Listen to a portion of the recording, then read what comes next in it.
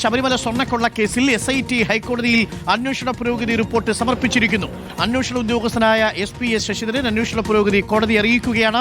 ശ്യാം ദേവരാജും ഹരിമോഹനുമുണ്ട് കൂടുതൽ വിവരങ്ങളുമായി. Shyam Devaraj, SIT report കോടതിയിലേക്ക് എത്തുന്നു. അന്വേഷണ പുരോഗതി റിപ്പോർട്ടാണ്.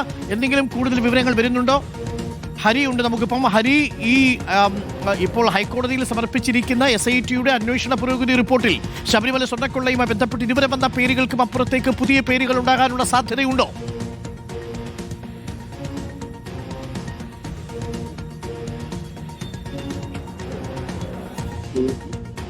ഹരി, കേൾക്കാമെങ്കിൽ ഇപ്പോൾ തുടരാം. അരുൺ, തീർച്ചയായിട്ടും. അതായത് ഈ അന്വേഷണ പുരോഗതി റിപ്പോർട്ടിൽ നമുക്ക് ലഭിക്കുന്ന വിവരങ്ങൾ പ്രകാരം പത്മകുമാറിനെ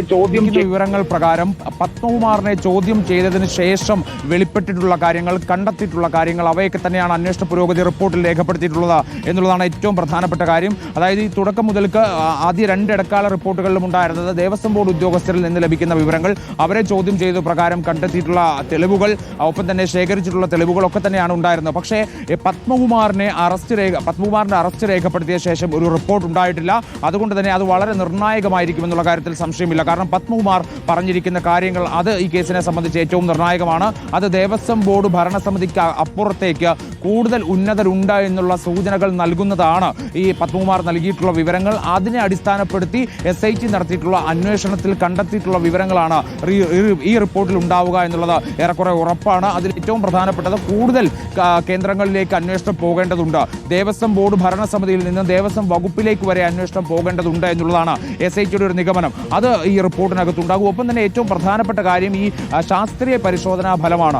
ഇതുവരെ ആ ശാസ്ത്രീയ പരിശോധനാ ഫലം എന്താണ് എന്നുള്ളതിനെക്കുറിച്ച് നമുക്ക് വ്യക്തതയുണ്ടായിരുന്നില്ല. അത് വളരെ രഹസ്യ സ്വഭാവത്തിൽ തന്നെയാണ് കൈകാര്യം ചെയ്തിരിക്കുന്നത്. കാരണം ശബരിമലയിലെ ഈ ഉരുപ്പടികൾ, അതായത് സ്വർണം പൊതിഞ്ഞ ഉരുപ്പടികൾ, വിജയമല്യ സ്വർണം പൊതിഞ്ഞ ഉരുപ്പടികളിൽ പിന്നീട് സ്വർണം പൂശാനായി കൊണ്ടുപോവുകയും ഇത് പിന്നീട് തിരിച്ചു കൊണ്ടുവെക്കുകയും ചെയ്തതിലാണ് ഈ സ്വർണ്ണ കവർച്ച ഉണ്ടായിട്ടുള്ളത്. ആ സ്വർണ്ണ കവർച്ചയ്ക്ക് അപ്പുറത്തേക്ക് ആ ഒറിജിനൽ പാളികൾ, അതായത് സ്വർണം പോയിട്ടുണ്ടെങ്കിൽ പോലും അതല്ലാതെ ഉരുപ്പടികൾ മാറ്റം വന്നിട്ടുണ്ടോ, അതായത് പകർപ്പാണോ ശബരിമലയിൽ സന്നിധാനത്ത് തിരിച്ചെത്തിയത് എന്നുള്ളതിനെ കുറിച്ചിട്ടാണ് ഏറ്റവും പ്രധാനപ്പെട്ട കണ്ടെത്തൽ അതിനകത്ത് ഉണ്ടാകേണ്ടത്. അതുകൊണ്ട് തന്നെ ശാസ്ത്രീയ പരിശോധനാ ഫലമാണ് ഇതിൽ ഏറ്റവും നിർണായകമായിട്ടുള്ള കാര്യം. പകർപ്പുകളാണ് തിരിച്ചെത്തിയിട്ടുള്ളത് എന്നുണ്ടെങ്കിൽ നേരത്തെ ഹൈക്കോടതി സൂചിപ്പിച്ചിട്ടുള്ള അന്താരാഷ്ട്ര വിഗ്രഹക്കടത്ത് സംഘം വരെ ഇതിനകത്തേക്ക് ഈ അന്വേഷണ പരിധിയിലേക്ക് വരുമെന്നുള്ള കാര്യത്തിൽ സംശയമില്ല.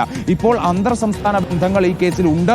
അവരിലേക്ക് അന്വേഷണം പോകാൻ കൂടുതൽ സമയം വേണം എന്നുള്ള വിലയിരുത്തലിലാണ് SIT എത്തിച്ചേർന്നിരിക്കുന്നത്. ഇക്കാര്യം കോടതിയെ ധരിപ്പിക്കുകയും ചെയ്യും. അന്തർ സംസ്ഥാന ബന്ധത്തിനപ്പുറത്തേക്ക് കൂടുതൽ, അതായത് അന്താരാഷ്ട്ര ബന്ധങ്ങൾ, ഈ വിഗ്രഹക്കടത്ത് ബന്ധങ്ങളുമൊക്കെ ആയിട്ട് ബന്ധപ്പെട്ടുകൊണ്ടുള്ള എന്തെങ്കിലും വിവരങ്ങൾ അതിനകത്തുണ്ടോ എന്നുള്ളതാണ്. നേരത്തെ ഹൈക്കോടതി ഒരു പേര് ഉദാഹരണത്തിന് സൂചിപ്പിച്ചിരുന്നു, സുഭാഷ് കപൂർ അടക്കമുള്ള ആളുകൾ, ഈ അന്താരാഷ്ട്ര വിഗ്രഹക്കടത്തിന്റെ പേരുകളൊക്കെ. പക്ഷേ അതിനപ്പുറത്തേക്ക് കൃത്യമായ വിവരങ്ങൾ SITക്ക് ലഭിച്ചിട്ടുണ്ടോ ഇത് സംബന്ധിച്ച് എന്നുള്ളതാണ് ഏറ്റവും നിർണായകമായിട്ടുള്ള കാര്യം. പകർപ്പുകളാണ് ശബരിമലയിൽ സന്നിധാനത്ത് ഉള്ളതെങ്കിൽ അത് വളരെ ഗുരുതര സ്വഭാവത്തിൽ തന്നെ കാണേണ്ടിയിരിക്കുന്നു. യഥാർത്ഥ പാളികളല്ല എന്നുള്ള ഒരു കണ്ടെത്തലിലേക്ക് അതിനെ കൊണ്ടുവരേണ്ടി വരും. പക്ഷേ അതേസമയം തന്നെ ഈ പാളികൾ കൊണ്ടുപോയ പാളികൾ തന്നെയാണ്. പക്ഷേ ഈ സ്വർണം ഇതിൽ നിന്ന് മോഷ്ടിച്ചിട്ടുണ്ട് എന്നുള്ള കണ്ടെത്തലാണെന്നുണ്ടെങ്കിൽ ആ സ്വർണം എവിടെ പോയി എന്നുള്ളതാണ്.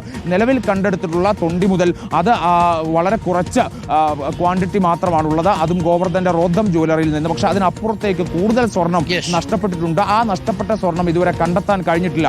ആ തൊണ്ടി മുതൽ എവിടെയാണ് എന്നുള്ളതിനെ കുറിച്ച് കൂടി അന്വേഷണം പോകേണ്ടതുണ്ട്. ചുരുക്കത്തിൽ 3 കാര്യങ്ങൾ പ്രധാനമായിട്ടും ഇന്നിപ്പോൾ ഇടക്കാല റിപ്പോർട്ടിൽ നമ്മൾ പ്രതീക്ഷിക്കുന്നു. ഒന്ന്, പത്മകുമാറിനും വാസുവിനും അപ്പുറത്തേക്ക് മറ്റേതെങ്കിലും CPM-മായി ബന്ധമുള്ള, സർക്കാരുമായി ബന്ധമുള്ള കടകംപള്ളി സുരേന്ദ്രൻ ദേവസ്വം മന്ത്രിയിലേക്ക് ഈ അന്വേഷണം പോകേണ്ടതുണ്ടോ എന്നതിന്റെ സൂചനയുണ്ടാകുമോ എന്നുള്ളതാണ് ആദ്യത്തെ പ്രധാനപ്പെട്ട ചോദ്യം. അതാണ് ഇതിനകത്ത് ഏറ്റവും പ്രധാനപ്പെട്ട പൊളിറ്റിക്കൽ ക്വസ്റ്റ്യൻ.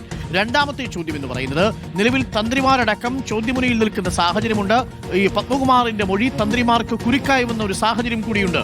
റോദ്ധം ജ്വല്ലറിയിൽ പോയി പൂജ നടത്തിയ മഹേഷ് മോഹന്റെ കണ്ഠരടക്കം ഈ കേസിൽ തന്ത്രിമാർക്ക് നേരെ കൂടി അന്വേഷണം പോകേണ്ടതുണ്ടോ എന്നത് ഈ റിപ്പോർട്ടിൽ ഉണ്ടാകുമോ എന്നുള്ളതാണ് രണ്ടാമത്തെ പ്രധാനപ്പെട്ട കാര്യം. മൂന്നാമത്തെ പ്രധാനപ്പെട്ടത്, ഈ ദ്വാരപാലക പാളികളാണെങ്കിലും കട്ടളപ്പാളിയാണെങ്കിലും ശരി, ഇതെല്ലാം യഥാർത്ഥത്തിൽ അന്ന് വിജയമല്യ സ്വർണം പൂശിയ അതേ പാളികൾ തന്നെയാണോ, അതല്ല അതിനു പകരമുള്ള പാളികളാണോ എന്നുള്ളതിന്റെ ശാസ്ത്രീയ പരിശോധനാ ഫലം, ആ ശാസ്ത്രീയ പരിശോധനാ ഫലത്തിലെ പ്രധാനപ്പെട്ട കണ്ടെത്തലും ഇന്നിപ്പോൾ ഈ ഇടക്കാല റിപ്പോർട്ടിൽ ഉണ്ടാവും. അതായത് ഈ 3 കാര്യങ്ങളാണ് പ്രധാനമായിട്ടും നമ്മളും അന്വേഷിക്കുന്നത്. അന്വേഷണം സർക്കാരിലേക്ക് എന്ന മട്ടിലേക്ക് വരാനുള്ള സാധ്യതയുണ്ടോ, അന്വേഷണം തന്ത്രിമാരിലേക്ക് എന്ന രീതിയിലേക്ക് ദിശ മാറാനുള്ള സാധ്യതയുണ്ടോ, ഇപ്പോൾ കണ്ടെത്തിയിരിക്കുന്ന പാളികളൊന്നും യഥാർത്ഥത്തിലല്ല എന്നുണ്ടെങ്കിൽ അത് വളരെ വലിയ രീതിയിലുള്ള ഒരു പ്രശ്നമായിട്ട് മാറുകയും ചെയ്യും എന്നുള്ളതാണ് നമ്മൾ മനസ്സിലാക്കുന്നത്. ഈ 3 കാര്യങ്ങളാണ് ഇപ്പോൾ പ്രധാനമായിട്ടുമുള്ളത്. ഇതിൽ നമ്മൾ പ്രതീക്ഷിക്കുന്നത് ഇതിൽ ചില പ്രധാന പേരുകൾ വരാനുള്ള സാധ്യത തള്ളിക്കളയാൻ കഴിയില്ല എന്നുള്ളതാണ്.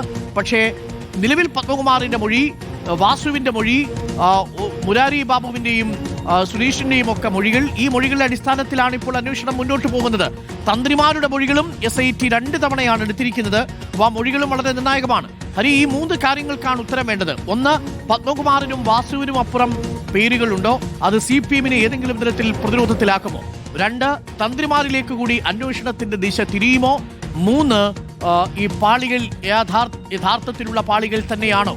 ആ പാളികൾ അഥവാ ഡ്യൂപ്ലിക്കേറ്റ് ആണോ എന്നതാണ് ചോദ്യം. ഈ 3 ചോദ്യങ്ങൾക്കുള്ള ഉത്തരമാണ് നമ്മൾ പ്രതീക്ഷിക്കുന്നത്, അല്ലേ? തീർച്ചയായിട്ടും അക്കാര്യത്തിൽ തന്നെയാണ് ഉത്തരം വേണ്ടത്. അന്വേഷണ സംഘം ഏത് രീതിക്കാണ് അതിനെ വിലയിരുത്തുന്നത്, അതിലെ അനുമാനം എങ്ങനെയാണ് എന്നതിലാണ് ഇനി കൃത്യമായിട്ട് വിവരങ്ങൾ ലഭിക്കേണ്ടതുള്ളത്. എന്തായാലും ഇടക്കാല ഉത്തരവ് കോടതി പുറപ്പെടുവിക്കുകയാണെന്നുള്ളതാണ് അതിനകത്തെ ഏറ്റവും പ്രധാനപ്പെട്ട കാര്യം. അന്വേഷണ ഉദ്യോഗസ്ഥനായ SP ശശിധരൻ ഹൈക്കോടതിയെ നേരിട്ട് ചെന്ന് ഈ അന്വേഷണ പുരോഗതി അറിയിച്ചു. ഹരി, ഞാനൊരു ബ്രേക്ക് എടുക്കുകയാണ് ഇപ്പോൾ. കാര്യം വളരെ നിർണായകമായ വിവരങ്ങൾ വരുന്നു. ഒരിടത്ത് ശബരിമല സ്വർണ്ണക്കൊള്ളയുമായി ബന്ധപ്പെട്ട SIT-യുടെ റിപ്പോർട്ട്, ആ റിപ്പോർട്ടിലുള്ള പ്രധാന വിവരങ്ങൾ സമയത്തുള്ളിൽ നമ്മൾ പ്രേക്ഷകരെ അറിയിക്കും. മറുഭാഗത്ത് രാഹുൽ മാങ്കൂട്ടത്തിലുമായി ബന്ധപ്പെട്ട നിർണായകമായ വിവരം ACC പ്രഖ്യാപിക്കും. ഒരിടത്ത് ACC, ഒരിടത്ത് SIT.